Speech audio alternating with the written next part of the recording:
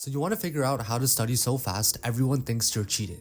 You probably have been in a position where you spent days on end studying only to end up with the same grade as your friend who has studied significantly less. And worse yet, you had to sacrifice everything you enjoyed doing, whether that be video games, hanging with friends, Netflix, and your friends on the other hand were actively engaging in these hobbies and they still got the same if not a better grade than you. Why is this happening to me, you may ask? Well, first and foremost, I just want to let you know that you are not dumb. You're just simply not studying efficiently. Which is why in this video, I'll be showing you the best study habits any student can adopt, not only to boost your GPA, but so you can simultaneously study and enjoy some leisure time.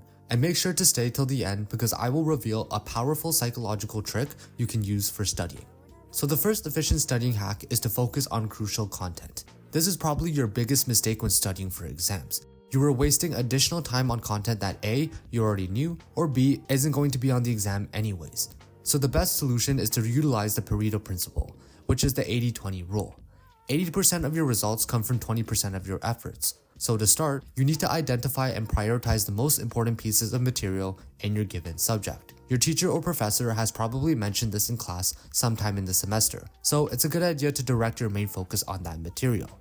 Your time is probably limited, hence why you clicked on this video.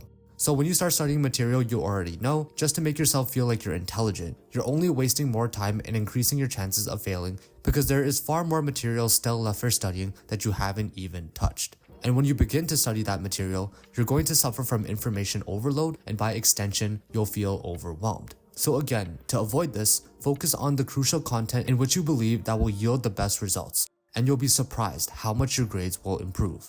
So the next efficient studying tip is to quiz yourself after each chapter. Quizzing yourself is incredibly important when studying because it allows you to not only remember but retain the information you have studied for. This prevents you from going through a forgetting curve coined by a psychologist named Hermann Ebbinghaus. What the forgetting curve basically tells us is that if you don't make an effort to retain certain information, the faster it is forgotten. So it's highly recommended that you test yourself after you finish studying each required chapter. Make practice questions pertaining to your written notes. ChatGPT can come in handy here. Also, this is very important. Make sure you are getting the answers correct. Because if you're just winging it and getting wrong answers, you are simply not learning. You have to go back to the material and analyze where you went wrong as it prevents you from repeating the same mistakes when you do your exam. Do this for all the required chapters and you'll start to see improvements in how well you retain information. Now, in the beginning of this video, I've mentioned that I will be revealing a psychological tip on studying. But before that, if you made it this far, I appreciate it. Your support means a lot to me. Now, for the psychological tip, it's called cognitive reframing. Cognitive reframing is essentially changing the way you perceive positive or negative circumstances. So, if studying is something you naturally dislike, force yourself to like studying and associate positive outcomes with it.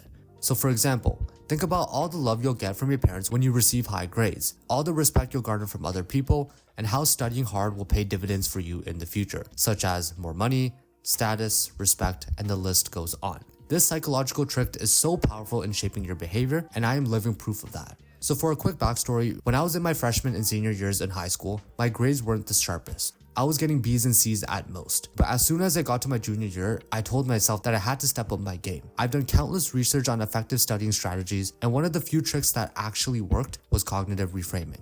This led me into getting a 4.0 GPA when graduating high school. If you flip things into the positive, you'll be surprised how far you get in not only achieving high grades, but in life in general. I truly hope you implement these tips in your studying habits so your GPA can skyrocket.